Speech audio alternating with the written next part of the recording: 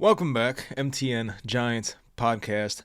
First game preview of the year, week 1, Giants hosting the Minnesota Vikings. Ideally, I would like these out on Friday, but there may be more Saturdays this year, so I apologize for that, but there's still enough time to watch. Anyway, the Giants are 1.5 point underdogs at home. I believe they're one of only 2 home underdogs in week 1 here. Only 1.5 though, so it's not too bad. The Giants will be wearing their century red uniforms, the khakis and I don't want to say ugly, but I'm not a big fan of these uniforms, so maybe it'll grow on me as the game goes on, but just right now, not a big fan. The Giants are 1-6 in their last 7 week 1s since 2017, so obviously aside from 2022, there have not been many great memories on week 1, especially last year. That was bad as well. The good news is for injuries, there's really nobody. There was the Micah McFadden groin injury, but nobody right now is on the injury report. For the Vikings, there was the Jordan Addison ankle issue, but he should be good to go. And that really is half the battle at this point in the year. Just make it through training camp and preseason healthy, and the Giants luckily did. I feel like the last couple of years they've had issues. Of course, there was the Kayvon injury his rookie year in 2022. There was the Darren Waller hamstring stuff that came up the first week of the season right before the year started. Of course, that crept up later in the season, but it's good to know now that they're healthy and going into week 1 at full strength. And I don't want to sound too dramatic here, but I do think week 1 is very big for this team. I think probably for Minnesota too, because these are 2 evenly matched teams. You start looking at the Giants and the Vikings and you go down each position, even the coaches I think are pretty even, and it's a pretty evenly matched battle. So if the Giants do win this game, you're looking at a situation where you can win this game and then go to Washington next week and possibly start 2-0. If you're Minnesota, I don't know the rest of their schedule, but Minnesota's in a tough division and they have a not so ideal quarterback situation this year. Hawkinson's out with the ACL, so they have things against them, and this is a big game for both teams. I just feel like, and maybe once again I'm being dramatic, but I feel like if the Giants lose this game, there's a potential for things to snowball in a very negative way. So hopefully they do in fact win this game. I'll get into my score prediction later. For the Vikings offense, we'll start with them. They have Sam Darnold as their starting quarterback. Of course, Sam started his career at MetLife Stadium. Didn't have that many great memories here for Sam, but Kirk Cousins was the starting quarterback for this team since 2018. Of course, he's now in Atlanta. Justin Jefferson's back from the hamstring last year. He did come back later in the season last year, but did miss about 6-7 games. But as I mentioned, their tight end TJ Hawkinson is out. He's one of the better receiving tight ends in football, so a big loss for them. They do bring in Aaron Jones at running back. I feel like Aaron Jones had some really good moments last year down the stretch in the playoffs for the Packers, so he's still a good running back at 29 years old. The offensive line for the Vikings, it looks pretty good, I would say, for the most part. Their tackle positions are great. Darisaw at left tackle, O'Neal at right tackle. They look good there.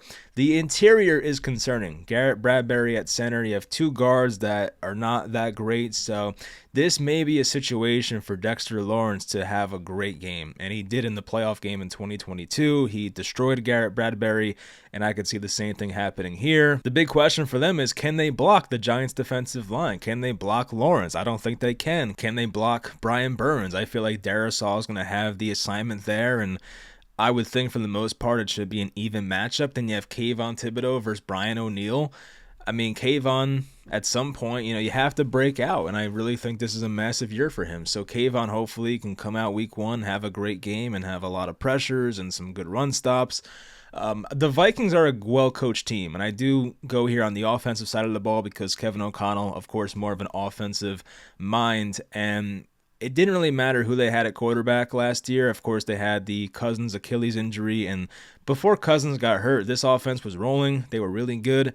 And then they bring in Josh Dobbs, and I feel like the offense had some good games with Dobbs. And then they brought in Nick Mullins late in the season, and Mullins was a guy who could have been had for free. I mean, not literally, but they could have, any team could have had Nick Mullins. So to bring in Mullins, and they had 2 great games offensively versus the Lions late in the year. I know the Lions secondary was not great at the end of last year, but still, they were putting up points regardless of who the quarterback was. So I feel like a Kevin O'Connell offense is going to be pretty scary no matter what, whether it was Sam Darnold or J.J. McCarthy running it. So I don't expect Minnesota to come in here and score 10 points. I think they'll put up a respectable amount, whether that be 17, 20, 21, 24.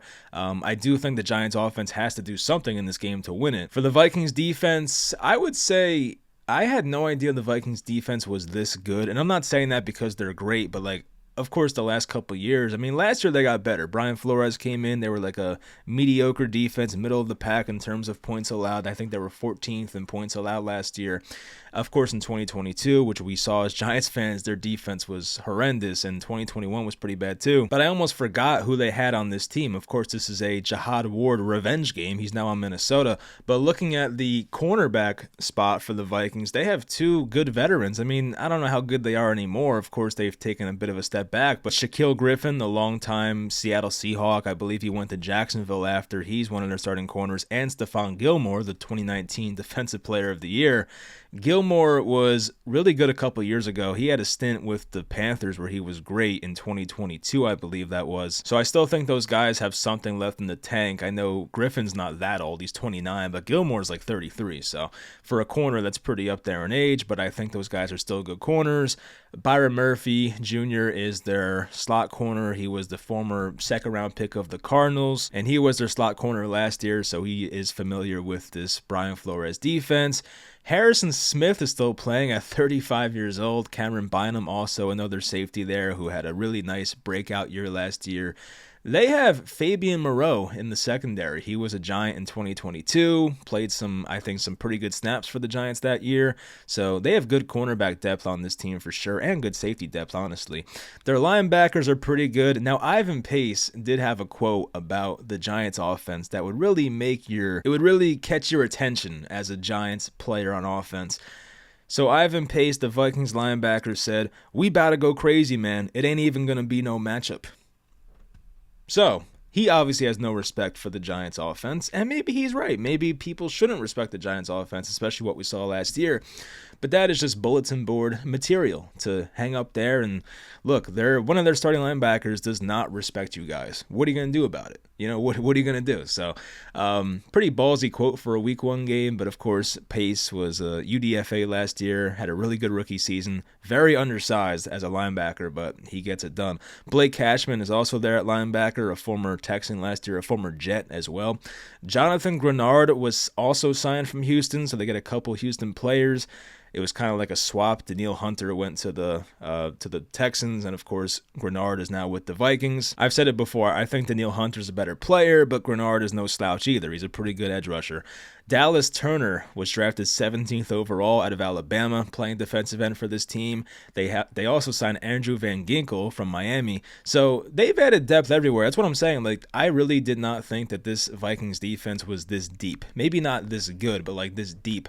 So they have guys that are respected veterans, and they have a defensive coordinator in Flores who maybe didn't work out as a head coach, but he proved last year he can turn a laughing stock of a defense into a pretty respectable defense. Now, the Vikings had their games last year where they gave up a lot of points, but they also had some games where they were great. They had that one game versus the Raiders. I know it was the Raiders, but like they were holding the Raiders to like 0 points the entire game. I think the final score was 3-0. So they've had outings before where it's like they look great. Brian Flores is also pretty aggressive, and that can definitely turn into a bad thing if you have a quarterback that knows how to respond to a lot of blitzes. Now, for Daniel Jones, who of course has had his problems pre-snap reading a defense, that may be an issue. The Giants should go into this knowing, okay, Flores is probably going to send a lot of blitzes. Let's look for our one-on-one deep shots with Slayton and Neighbors and maybe Hyatt, and let's take those shots, because you may have the one-on-one situations where it's just one high safety or maybe even no safety,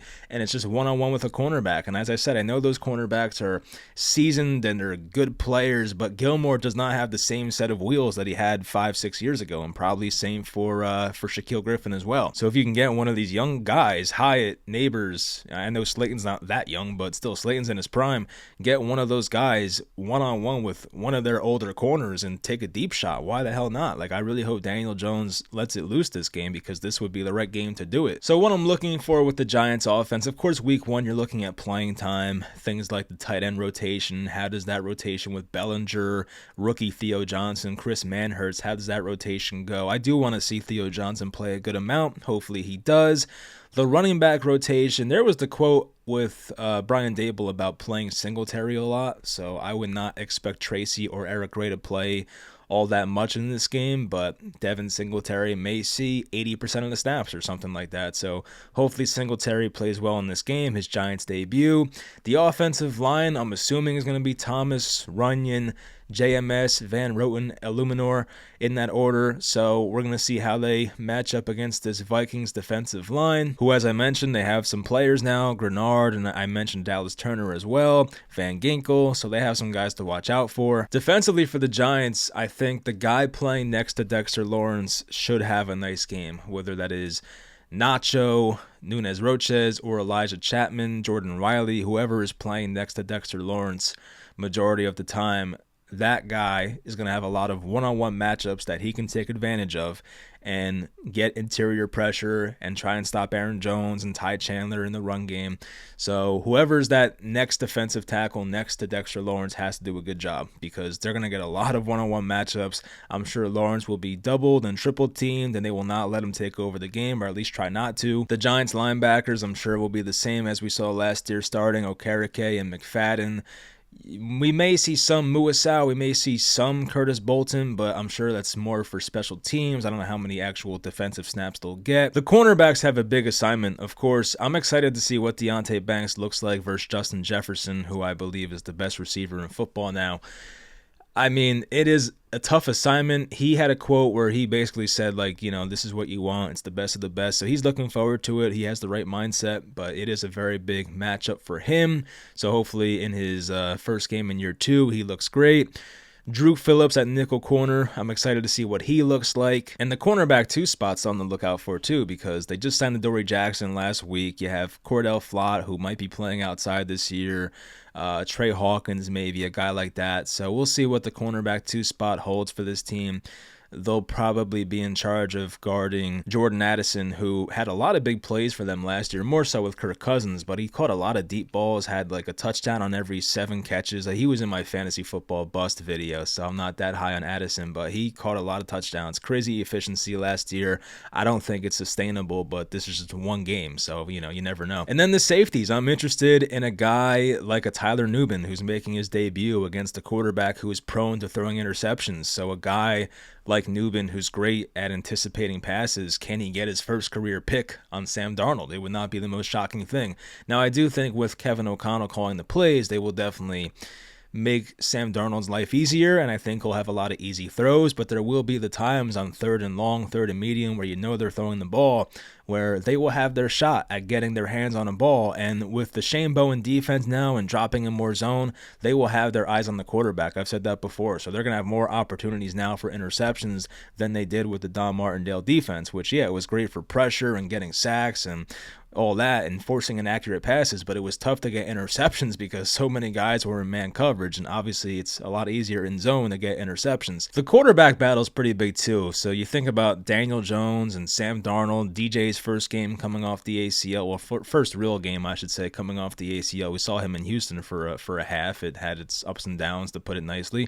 And then Sam Darnold, who I don't think has started a game since 2022, probably. So it's been a while for him. And I've said this before. I think I said this in my NFC preview video. This is the best chance Sam Darnold's ever going to have to prove that he is a guy that should be able to last in the NFL into his 30s and be a backup quarterback for a long time. Maybe latch on as a starter. I made the Ryan Fitzpatrick comparison. Maybe he has a Ryan Fitzpatrick level career and, you know, just somehow in his late 20s, early 30s, just finds a starting role somewhere. It's probably not with this team because, of course, they drafted J.J. McCarthy to be that guy. Now, while the McCarthy injury is unfortunate, I don't think it would have impacted this game unless Sam Darnold exits with an injury, because I don't think that McCarthy was going to play in this game anyway. So it's not like it's that big of a loss for week 1. It might be for weeks, 5, 6, 7, and on.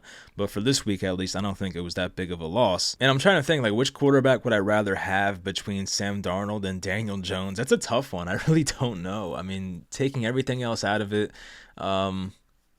it's a really tough one. I don't think I want either, obviously, but it's a toss-up to me. I know some people are going to be like, well, Daniel Jones had a playoff win and blah, blah, blah, but, like, you just think about it, like, just from right now, at least, one guy is coming off the ACL and one guy is kind of rusty in terms of not starting for a while, so I don't know. It's going to be, like, a pretty interesting quarterback battle. I do think this game ultimately comes down to the wire. And my score prediction, I guess we're getting into this now. My score prediction is going to be, I'm going to say 23-20 Giants win this game. Giants get off to a 1-0 start. I can go either way. Honestly, you could say the Vikings 23-20. I'm not going to be mad at you. I get it.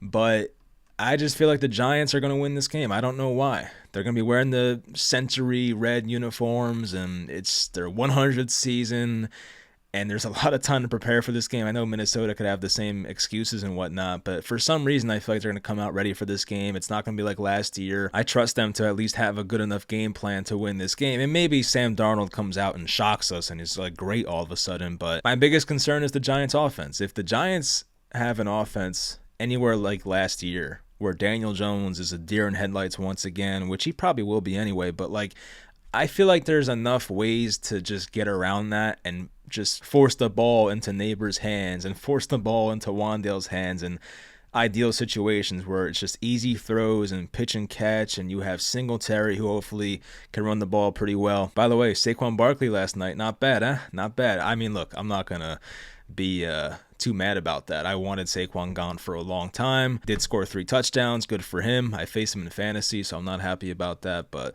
it's kind of funny how some Giants fans and even just media people are like, well, I guess the Giants regret not signing Saquon. It's like, nah, bro, I really don't care. Go have fun. It doesn't really matter to me. I do wonder, though, back to the Saquon thing, I do wonder, in the event the Giants have a bad year, let's say the Giants are a 5 or 6, 7 win team once again, and the Eagles are great. I think the Eagles are going to win the Super Bowl. I said that in my season previews. Let's say the Eagles win the Super Bowl. Saquon has a 2006 LaDainian Tomlinson level season. Probably not that good, but just a really great 20-plus touchdown season, 1,800 total purpose yards. And let's say that happens and the Giants are shit. How is John Mara going to react to that? Is that going to be enough to fire Joe Shane? Is that going to be enough to really put him on the hot seat? It probably will. He'll definitely be on the hot seat, but you just have to think about it because we saw Hard Knocks. We know how bad John Mara wanted to keep Saquon Barkley, and if that happens and Saquon goes to Philly and is great and the Eagles make the Super Bowl or, God forbid, win the Super Bowl and the Giants are still trash like last year, how is that going to look? Can John Mara even look at that man in the face anymore and think that's the guy I trust? I don't know. That's definitely interesting. So anyway, game preview's over. Let's get into NFL spread picks for week 1. I forget my record last year, but I just know it was over 500, which is the goal, honestly. First game is going to be Cincinnati hosting the Patriots. I think the Patriots are crap. I think they're going to be a 2-win team this year. But Cincinnati does have guys out. They have T. Higgins out, I saw. He's doubtful, so probably out. Jamar Chase is just coming back, maybe on a pitch count. So this game might be surprisingly close. It's only a 41 over-under, but I still think the Patriots are that bad, so I'm going to take Cincinnati minus 7.5. Next is an interesting one. Arizona Cardinals on the road at the Buffalo Bills. Bills minus 6.5. I prefer the Cardinals indoors and in better conditions way more, but it is pretty early in the season. I could see a world where the Cardinals win this game. I would not be too shocked by it, but I've also seen so many examples of the Bills just blowing out bad teams at home. I just don't know if the Cardinals are a bad team. I don't know. I think Jonathan Gannon coaches them pretty well. Their secondary is awful, but the Bills don't have receivers that are that great, so it might not even impact it that much. I think I'll take Arizona plus 6.5. I could see it being close. I respect their offense enough. Once again, I think the Cardinals will have a fun offense this year, so I'll take them plus 6.5. Too many points. Jacksonville Jaguars at the Miami Dolphins. Dolphins favored by 3.5. I kind of like Jacksonville this year, but Miami does play very well at home, especially early in the season. They have that advantage with the benches being in the shade. So with that said, I will take Miami. I really wish it was 3. That half a point's kind of freaking me out, but I will take Miami minus 3.5. By the way, if anyone cares, the Vikings elevated Myles Gaskin and Bobby McCain. Wasn't Bobby McCain a Giant? Yeah, this guy was a Giant last year. I knew that was familiar. That's kind of funny. So anyway, they're activated for the Giants game, or elevated against the Giants. Next game, I'm very, very interested in this game. It's going to be the Houston Texans on the road at the Colts. The Texans are 3-point favorites on the road. I'm very interested to see how this offense looks with Stephon Diggs now. How does Stroud look in year 2? How does Anthony Richardson and Jonathan Taylor look playing together? Of course, they didn't play together last year.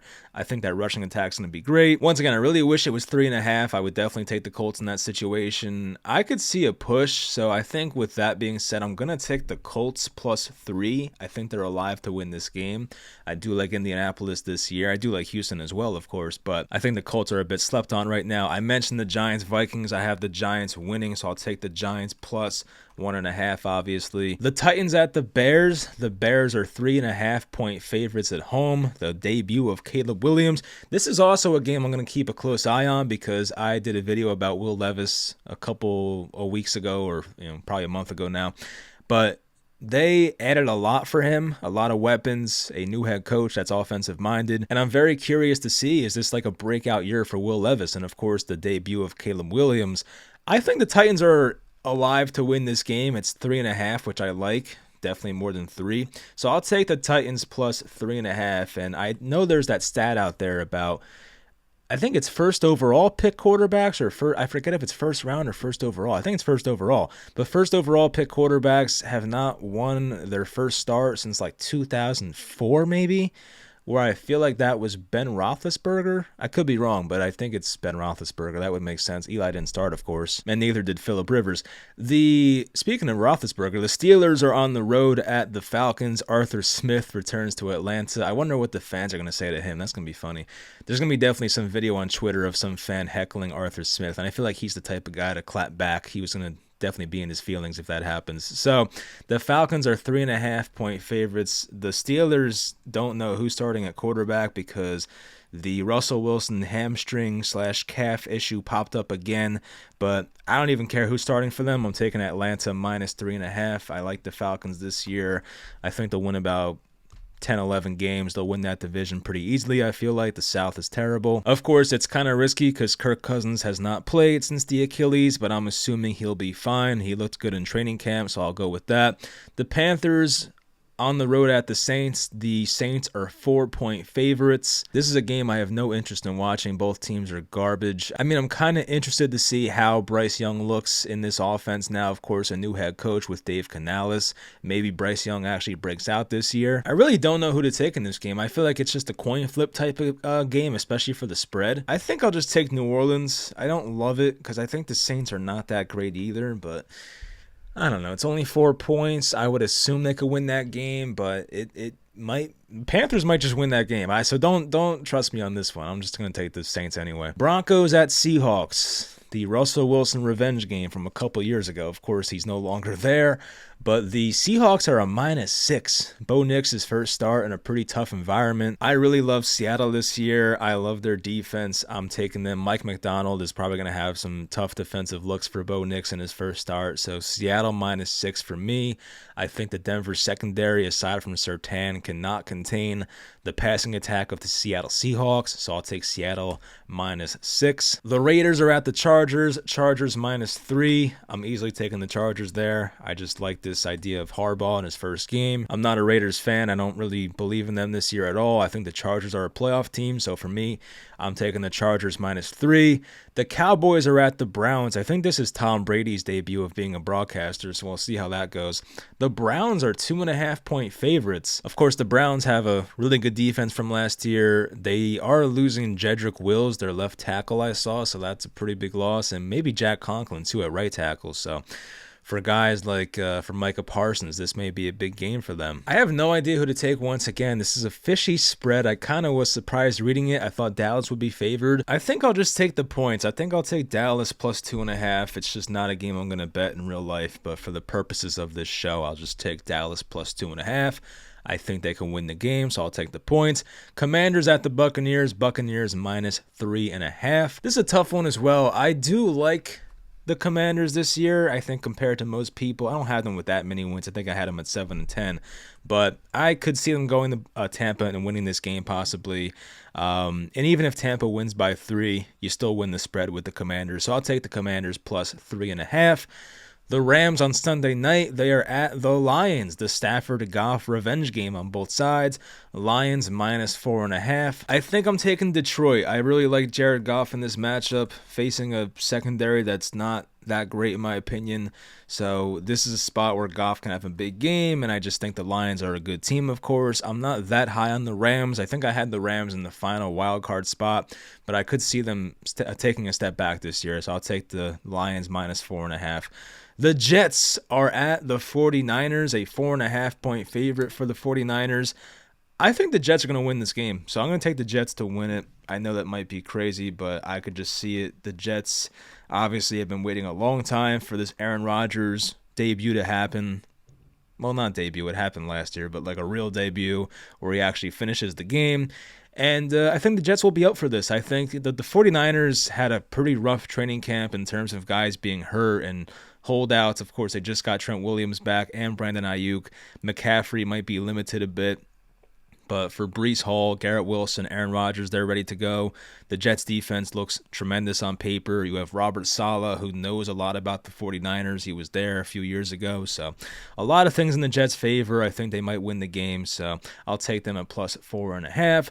So that's going to do it for the video. Once again, I think the Giants get off to a 1-0 start. We'll react to this tomorrow night. Hopefully they do, because if not, then the panic button may be hit. We'll see what happens. Not going to call it a must-win game. I don't think week one's must-win, but if they lose this game tomorrow, I think next week is definitely a must-win in Washington. So we'll see what happens. Hope you guys enjoyed the video. Of course, leave a like, subscribe, and I'll talk to you guys tomorrow night.